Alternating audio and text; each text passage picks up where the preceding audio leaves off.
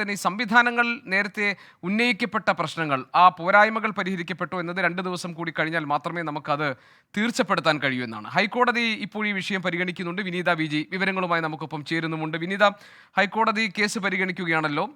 എന്താണ് ഇന്ന് കോടതി പ്രധാനമായി പരിഗണിക്കുന്ന വിഷയം ശബരിമല കേസിൽ?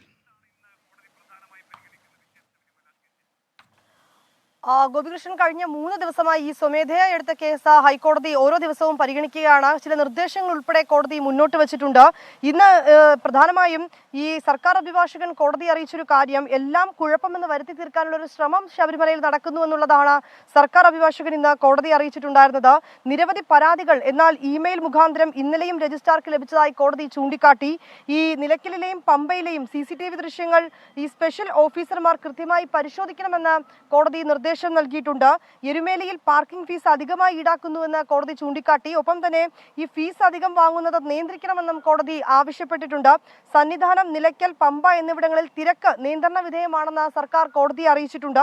ഈ നിലയ്ക്കൽ, കണമല, നിലയ്ക്കൽ, ലാഹ സെക്ടറിലെ മൊബൈൽ വെഹിക്കിൾ യൂണിറ്റുകളുടെ എണ്ണം കൂട്ടിയതായും സർക്കാർ അറിയിച്ചിട്ടുണ്ട്. ഈ മോട്ടോർ വെഹിക്കിൾ എൻഫോഴ്സ്മെന്റ് വിഭാഗത്തിലെ കൂടുതൽ ഉദ്യോഗസ്ഥരെ പെട്രോളിംഗിനായി നിയോഗിച്ചിട്ടുണ്ട് എന്നും സർക്കാർ കോടതിയെ അറിയിച്ചു.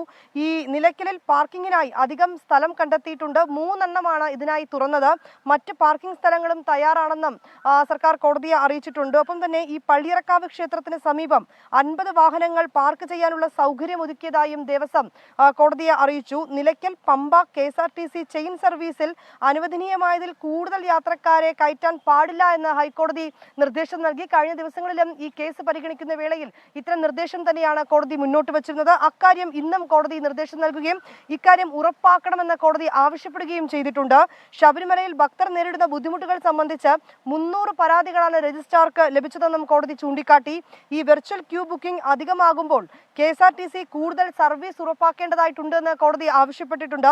ഈ ശബരിമലയിൽ ഭക്തർ നേരിടുന്ന ബുദ്ധിമുട്ടുകൾ സംബന്ധിച്ച് നേരത്തെ നമ്മൾ സൂചിപ്പിച്ചതുപോലെ 300 പരാതികളാണ് ഇന്ന് കോടതിക്ക് ലഭിച്ചത്. എരുമേലി പഞ്ചായത്ത് സെക്രട്ടറി സ്വമേധയാ ഈ കേസിൽ കക്ഷി ചേർത്തു. പഞ്ചായത്തിന്റെ അഭിഭാഷകൻ ഇന്ന് ഹാജരാകണമെന്ന് കോടതി നിർദ്ദേശവും നൽകിയിരുന്നു. എരുമേലിയിൽ സ്വകാര്യ പാർക്കിംഗ് സ്ഥലത്ത് അധിക ഫീസ് ഈടാക്കുന്നതിൽ വിശദീകരണം നൽകണമെന്ന് കോടതി ആവശ്യപ്പെട്ടിട്ടുണ്ടായിരുന്നു. ഒപ്പം എരുമേലിയിൽ ഭൂരിഭാഗം ഹോട്ടലുകളിലും വിലവിവര പട്ടിക പ്രദർശിപ്പിക്കുന്നുണ്ടെന്ന് കളക്ടർ കോടതിയെ ഇന്ന് അറിയിച്ചിട്ടുണ്ട്.